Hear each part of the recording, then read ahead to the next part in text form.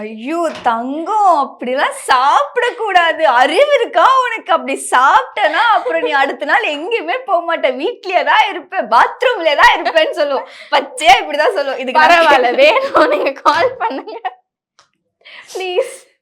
உங்களுக்காக மட்டும். Daddy, mummy எங்க? கொடுங்க. மம்மி, ஐஸ்கிரீமும் சாம்பாரும் சேர்த்து சாப்பிட்டா எப்படி இருக்கும்? லூஸ் தனமா இருக்குமா? சாப்பிடலான்னு இருக்கேன் ஒரு ஐடியால. வாந்தி வருமா? இருந்தாலும் ஒரு டைம் சும்மா ட்ரை பண்ணலான்னு இருக்கேன். இங்க சேலஞ்ச் வீடியோ பண்ணலான்னு இருக்கோமா?